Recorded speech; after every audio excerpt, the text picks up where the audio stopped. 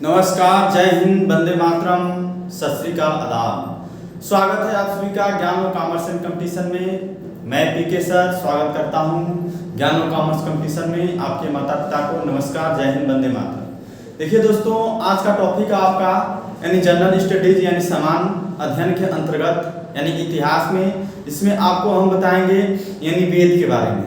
यानी वेद कितने प्रकार के होते हैं, यानी किस वेद में यानी क्या क्या यानी विशेषताएं हैं, इसको बताएंगे। देखिए, यानी भारतीय इतिहास में, तो भारत के इतिहास में यानी प्राचीन इतिहास। देखिए, इतिहास जानने के यानी स्रोत होते हैं, यानी किस किस स्रोतों से हमको यानी इतिहास के बारे में पता चलता है। तो उसके लिए यानी जानने के यानी 4 स्रोत हैं। यानी इतिहास जानने के कितने स्रोत हैं? तो 4 स्रोत हैं। इसके लिए ट्रिक है पुराना एवं विदेशी धर्म। यानी पुराना से आप समझेंगे, क्या समझेंगे? पुराना से पुरातत्व संबंधी साक्ष्य, यानी पुरातत्व संबंधी साक्ष्य के बारे में। इसे एव मतलब ऐतिहासिक ग्रंथ, यानी ऐतिहासिक यानी इतिहास में क्या क्या ग्रंथ आए, यानी कहां कहां से आए, इसके बारे में। विदेशी यानी विदेशियों का विवरण, यानी विदेशी कहां कहां पाए, क्या क्या यानी कौन कौन से विदेशी आए, कहां पाए, कैसे आए, उसके बारे में जानते हैं। धर्म यानी धर्म ग्रंथ के बारे में, जिसमें आप बौद्ध धर्म, इस्लाम धर्म और जैन धर्म, ईसाई धर्म के बारे में आप जानते हैं। तो 4 प्रकार से आपको क्या इतिहास के बारे में जानने के स्रोत होते हैं। इसमें आपका यानी ट्रिक है पुराना एवं विदेशी धर्म, यानी पुरातत्व संबंधी साक्ष्य, ऐतिहासिक ग्रंथ, विदेशी यानी विदेशियों का विवरण, धर्म यानी धर्म ग्रंथ। उसके बाद दोस्तों यानी कुल मिलाकर यानी 4 वेद हैं, जिसमें आपको बताया गया है यानी आपको ऋग्वेद, सामवेद, अथर्ववेद और यजुर्वेद। इसमें आपको ट्रिक द्वारा बस याद रखना है क्या, तो 4 वेद होते हैं। यानी सारी आया यानी सा से सामवेद, ऋ से ऋग्वेद, आया यानी अथर्ववेद, अय से यजुर्वेद। देखिए ट्रिक है आपका यानी 4 वेदों के नाम। इसमें आपका ट्रिक है सारी आया, यानी इस सा का मतलब क्या, सामवेद, ऋ का मतलब क्या, तो ऋग्वेद, आ से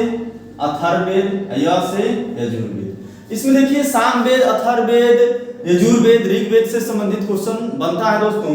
इसमें आपका सबसे पहले वेदों की संख्या कितनी है, तो वेदों की संख्या यानी कितनी है, तो 4 है। उसके बाद से सबसे प्राचीन वेद, तो सबसे प्राचीन वेद कौन सा वेद है, तो सबसे प्राचीन वेद, सबसे पुराना वेद कौन सा है, तो ऋग्वेद है। उसके बाद से सबसे बाद का वेद, तो सबसे बाद का वेद क्या है, तो अथर्ववेद है। यानी क्वेश्चन पूछेगा सबसे बाद का वेद कहाँ है, जहां अथर्ववेद देखेंगे उसको यानी मुहर लगाएंगे। उसके बाद से देखिए दोस्तों यानी गद एवं पद, जो वेद होता है गद एवं पद, यानी कृष्ण और शुक्ल पक्ष इसको बोला जाता है। तो गद एवं पद वाला वेद कौन सा वेद है, तो यजुर्वेद है।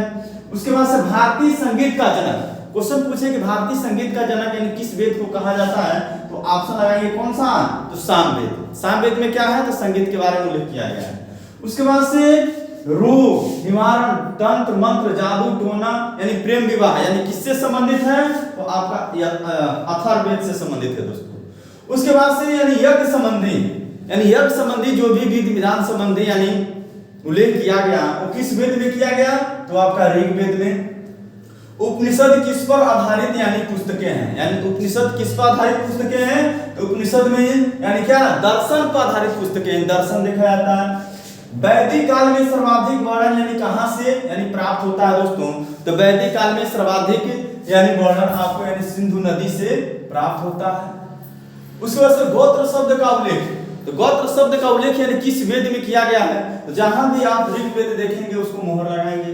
उसके बाद से देखिए ऋग्वेद में कितना यानी मंत्र है, कितना किस देवता को समर्पित है, इसके बारे में आपको हम बताएंगे कि ऋग्वेद में 250 मंत्र किसको, तो इंद्र भगवान को, 200 मंत्र किसको, तो अग्नि भगवान को। और इसमें ऋग्वेद के काल में यानी देवता कौन थे, तो इंद्र थे। कौन थे, तो इंद्र थे। उसके बाद से ऋग्वेद में गाय को क्या कहा जाता है, तो ऋग्वेद में गाय को अघन्या कहा गया है दोस्तों। क्या कहा गया है, अघन्या। देखिए दोस्तों ये कंपटीशन का पूरा क्वेश्चन है, एक भी क्वेश्चन बाहर जाने वाला नहीं है, चाहे आपका सुपर टेट हो या मान लीजिए कोई भी कंपटीशन, रेलवे हो, एसएससी हो, आपका इससे एक भी क्वेश्चन बाहर नहीं जाएगा दोस्तों। इसलिए आप क्या कीजिए, यानी ईमानदारी से सब्सक्राइब कीजिए, लाइक कीजिए, शेयर कीजिए, क्योंकि यह वीडियो बहुत ईमानदारी से बनाया गया है। ये फ्री क्लासेज आपको दिया जा रहा है दोस्तों। इस प्रकार की क्लासेज ट्रिक सहित आपको हो सके तो कहीं नहीं मिल सकता है। देखिए दोस्तों, इसमें विश्वामित्र द्वारा रचित ऋग्वेद के यानी 3वें मंडल में यानी तीसरा मंडल में क्या है, तो सूर्य देवता यानी सावित्री को समर्पित कौन सा मंत्र है, तो गायत्री मंत्र। तो गायत्री मंत्र है, और गायत्री मंत्र जैसे आप पढ़ते होंगे ओम भूर्भुवस्सुः तत्सवितुर्वरेण्यं भर्गो देवस्य धीमहि धियो यो नः प्रचोदयात्। यह दोस्तों आपका गायत्री मंत्र है, किसको, यानी सूर्य भगवान को समर्पित यानी सावित्री को समर्पित यानी तीसरे मंडल में और विश्वामित्र द्वारा रचित। उसके बाद से 9वें मंडल, तो 9वें मंडल किसको समर्पित है, तो सोम देव को यानी भगवान सोम को। उसके बाद से दोस्तों यानी देखिए ऋग्वेद में है चतुर्थ वर्ण यानी 4 वर्णों का उल्लेख किया गया है, जिसमें आपका यानी ब्राह्मण, क्षत्रिय, वैश्य और शूद्र है। तो ब्राह्मण कहाँ से आए, क्षत्रिय कहाँ से आए, शूद्र कहाँ से आए, इसके बारे में यानी उल्लेख किया गया है। यानी चतुर्थ वर्ण समाज की कल्पना कहाँ की गई, तो 10वें मंडल में वर्णित यानी पुरुष सूक्त है, यानी किस मंडल में है, तो 10वें मंडल में। और जिसके अनुसार यानी 4 वर्ण है, ब्राह्मण, क्षत्रिय, वैश्य तथा शूद्र। तो देखिए दोस्तों, जो ब्राह्मण थे यानी कहां से उत्पन्न हुए, तो मुख से, क्षत्रिय कहां से, तो भुजाओं से, और वैश्य कहां से, जंघाओं से, और शूद्र कहां से, तो चरणों से। उसके बाद से दोस्तों यानी 4 उपवेद है। तो 4 उपवेद के लिए जैसे आपका यानी वेद के लिए 4 ट्रिक है, सारे आया, वैसे ही हम ट्रिक लेकर आए हैं उपवेद के लिए। यानी अगाध आयु, अगाध आयु अ का मतलब क्या, अर्थशास्त्र, ग का मतलब गंधर्व वेद, अगाध आयु, आयु का मतलब यानी आपका आयुर्वेद।